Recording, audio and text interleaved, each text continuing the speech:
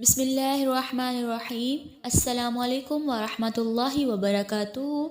میں امید کرتی ہوں کہ آپ سب ایمان اور صحت کی بہترین حالتوں میں ہوں گے۔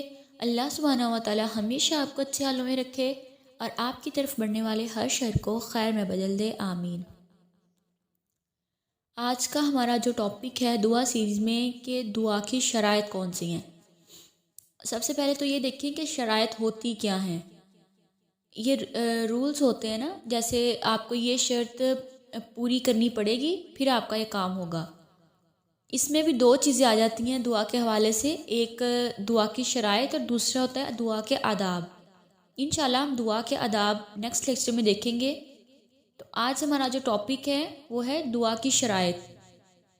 اب دیکھیں، کوئی انسان جب کسی جاب کے لیے جاتا ہے تو وہاں شرط لگائی جاتی ہے کہ آپ کی ایج لیمٹ یہ ہونی چاہیے، یعنی اس کے دوران آپ کی ایج ہونی چاہیے، پھر آپ کی کوالیفیکیشن کیا ہے، انہوں نے یعنی ایک کرائٹیریا سیٹ کیا ہوتا ہے نا، تو یہ ان کی شرائط ہوتی ہیں۔ اگر آپ ان کی شرائط پہ پورا اترتے ہیں تو پھر آپ کو جاب دی جاتی ہے، ٹھیک ہے۔ اب بہت سارے لوگ یہ شکوہ کرتے ہیں کہ ہماری تو دعائیں قبول نہیں ہوتی، کیونکہ انہوں نے اس کی شرائط ہی پوری نہیں کی ہوتی نا، اس لیے پھر دعا بھی پوری قبول نہیں ہوتی۔ تو سب سے پہلی شرط کیا ہے دعا کے لیے؟ اخلاص کا ہونا۔ اخلاص کہتے ہیں خالص کو، یعنی پیور۔ تو جس دعا میں پیورٹی نہیں ہوگی تو وہ قبول کیسے ہوگی؟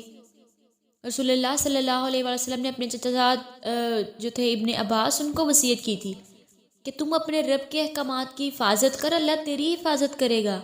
تو اللہ کے احکامات کی حفاظت کر تو اسے اپنے سامنے پائے گا۔ تجھے جب کوئی سوال کرنا ہو تو اللہ سے کرنا، اور جب مدد مانگنی ہو تو اللہ سے ہی مانگنا۔ کتنی خوبصورت بات ہے۔ ہم نے اللہ کے سارے احکامات پورے کرنے ہیں، پھر ہم اللہ کو اپنے سامنے پائیں گے۔ فوراً اللہ تعالیٰ ہماری پکار کا جواب بھی دے گا، لیکن کرنا کیا ہے؟ سوال کرنا ہے، مدد مانگنی ہے تو صرف اللہ سے مانگنی ہے۔ لوگ کیا کرتے ہیں؟ دوسروں سے مانگتے ہیں، اس لیے پھر ان کے مسائل بھی حل نہیں ہوتے، ان کی دعائیں بھی پوری نہیں ہوتی۔ تو ہمیں مانگنا ہے تو خالصتاً اللہ سے مانگنا ہے، کیونکہ ہم ڈیلی کیا اقرار کرتے ہیں؟ ایاک نعبد و ایاک نستعین، ہم تیری ہی عبادت کرتے ہیں اور صرف تجھ سے ہی مدد مانگتے ہیں۔ تو اس میں جو ہے نا، صرف تجھ سے ہی مدد مانگتے ہیں، یہ کیا ہے؟ یہ اخلاص ہی تو ہے، اور یہی اللہ تعالیٰ کو چاہیے کہ ہم اخلاص کے ساتھ اللہ تعالیٰ سے دعا کریں۔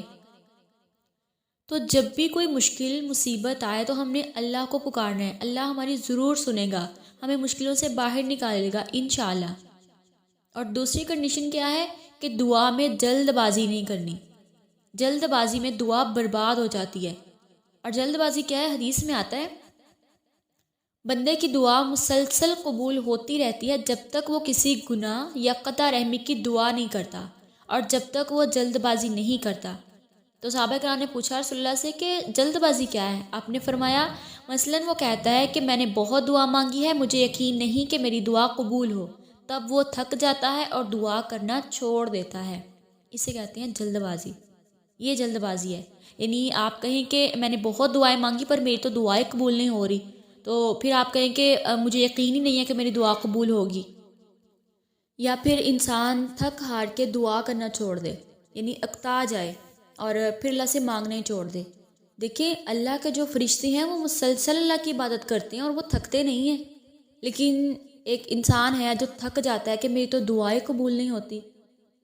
کبھی آپ نے یہ نہیں کہنا کہ میں نے بہت مانگا لیکن میری دعا قبول نہیں ہوئی۔ اسے کیونکہ یہ جلد بازی میں آ جاتا ہے نا، تو جب بھی دعا کرنی ہے بڑے اطمینان کے ساتھ کرنی ہے، تسلی کے ساتھ کرنی ہے اور مستقل مزاجی کے ساتھ کرنی ہے، چھوڑنی نہیں ہے آپ نے دعا، ٹھیک ہے۔ کبھی کبھی ایسے ہوتا ہے کہ آپ بالکل قریب ہوتے ہیں منزل کے، یعنی آپ کی دعا پوری ہونے ہی والی ہوتی ہے لیکن آپ پیچھے ہٹ جاتے ہیں، یعنی وہ کام آپ کا ہونے ہی والا ہوتا ہے اور آپ تھک جاتے ہیں کہ دعائیں کرنا چھوڑ دیتے ہیں پھر۔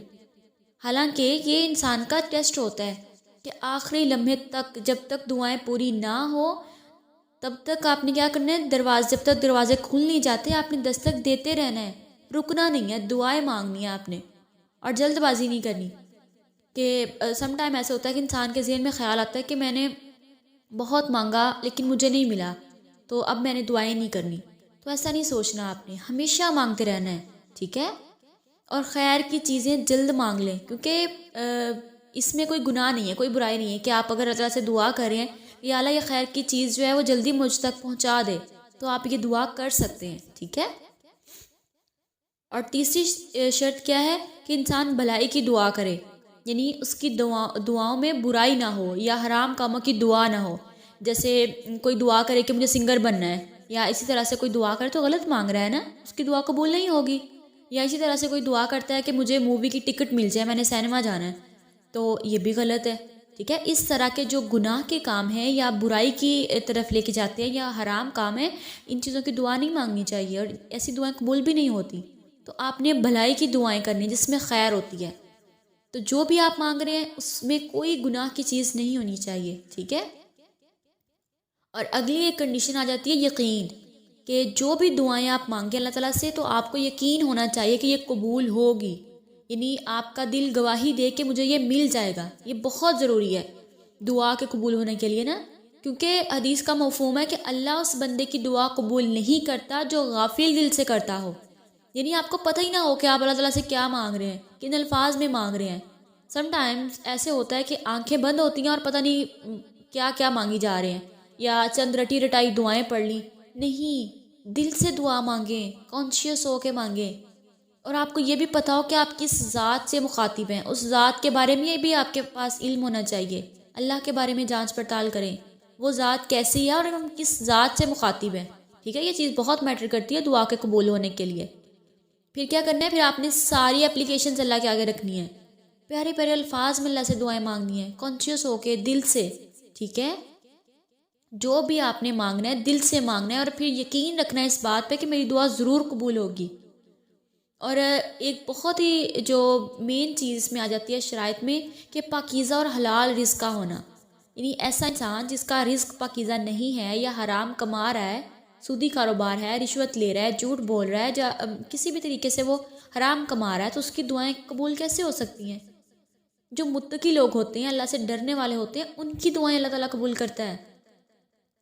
تو آپ نے یہ ضرور چیک کرنا ہے کہ آپ کا کھانا پینا، لباس، رزق سب حلال ہے یا حرام ہے، کہاں سے آ رہا ہے یہ، اور کیا آپ اللہ سے ڈرنے والے ہیں، کیونکہ جو اللہ سے ڈرتے ہیں، متقی لوگ ہوتے ہیں، اللہ ان کی دعائیں قبول کرتا ہے۔